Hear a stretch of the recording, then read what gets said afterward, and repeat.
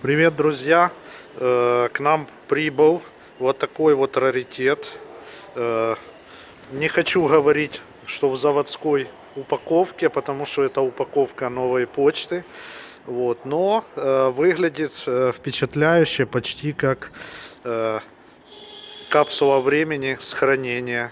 Вот, но на самом деле это не так. Значит, это КМЗ К750, притом в раннем исполнении начальных годов выпуска.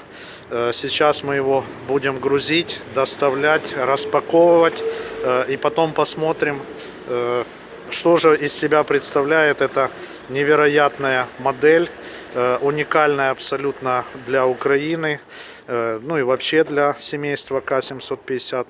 Осталось не так много времени, следите за нашими новостями. Не кочегары мы, не плотники, но сожалений горьких нет. Как нет, а мы монтажники, высотники, да, из высоты вам шлем привет.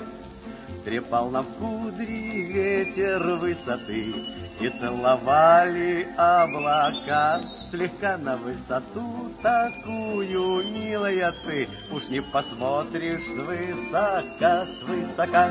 Все, последний момент распаковки. Снимаем последние элементы пленки, которой он был запакован при транспортировке.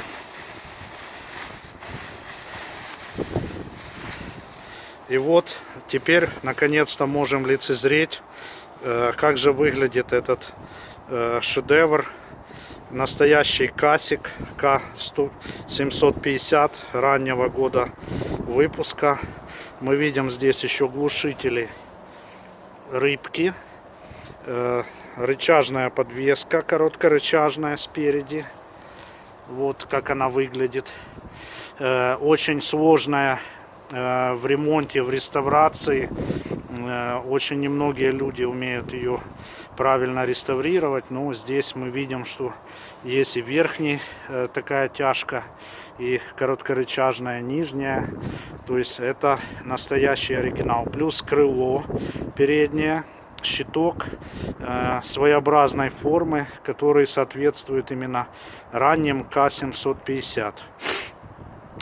Еще прошу обратить внимание на цилиндры, вернее на крышки головок цилиндров.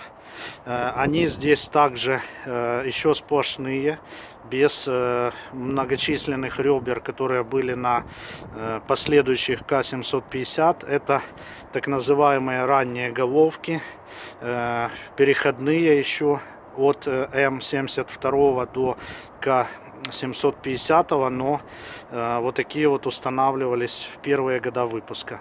Карбюраторы прошу не критиковать. Да, мы знаем, здесь в данный момент стоят китайские, но оригинальные его есть в комплекте, поэтому мы их поставим и будет выглядеть так, как надо. Смотрим дальше, что мы здесь видим. Ну, реставрация на самом деле потрясающая. Можем посмотреть вот этот значок КМЗ. Он также был довольно на небольшом количестве мотоциклов, только в супер исполнении, в подарочных и в различных других вариантах устанавливался вот такой вот значок КМЗ на баке. Большинство мотоциклов было без него. Если мы пройдемся и посмотрим дальше, ну, видим специфический такой хромированный здесь задний фонарь. Они были черного цвета, но на этой версии он хромирован. Дальше посмотрим, что еще. Вот есть такой бардачок с родным ключиком. Сейчас мы заглянем в него. Может быть, тут что-то есть интересное. Вот, а может быть и нет. Нет, он пустой. Это был такой бардачок для документов, для хранения принадлежностей. Закрывался на ключик.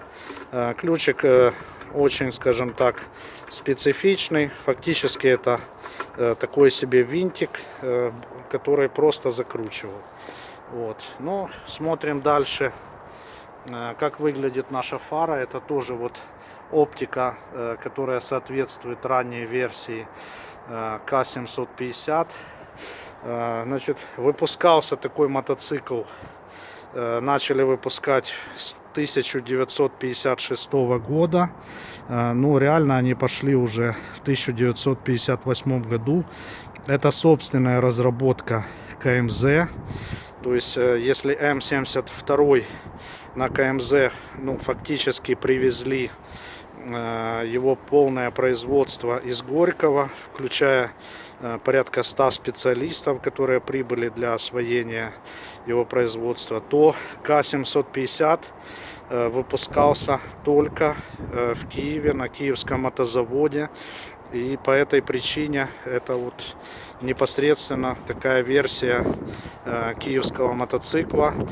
Данный экземпляр имеет очень интересную историю. Я не обязательно расскажу.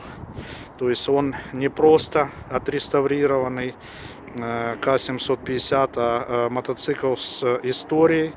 И кроме того, еще хотелось бы немножко рассказать про объемы производства в те года. То есть когда начали выпускаться К750, Киевский мотозавод вышел на объемы производства порядка 25-26 тысяч в год. И к концу выпуска К750 выпускал уже до 50 тысяч мотоциклов. То есть объемы очень были большие. Еще обращаю внимание на такую характерную деталь. Это рычаги ранние. Они, скажем, имеют основания в конце ручки. Такие были на М72.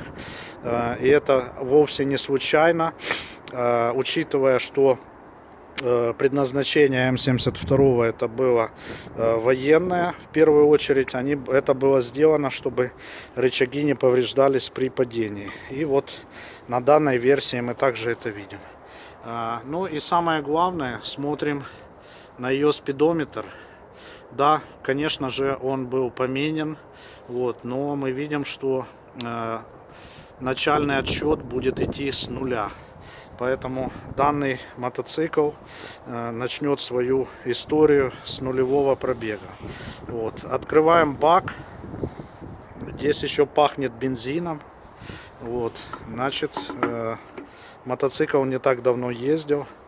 Вот. И я надеюсь, очень скоро, после того, как мы его обслужим, установим и все почистим, он будет радовать нас такими поездками. Но ездить на одиночных версиях крайне сложно. Это мы уже почувствовали, пока транспортировали данный аппарат. Удерживать его невероятно тяжело. Вот, особенно с такой вилкой. Вот, но попробуем.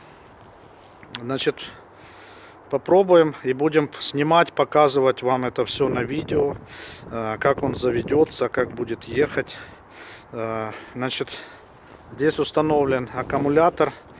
Вот, и я думаю, что да, он еще заряжен.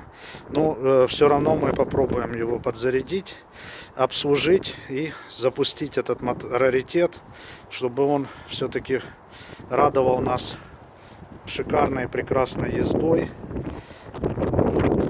Подписывайтесь на канал, будет интересно, будет много рассказов про интересную раритетную мототехнику вот такого вот уровня.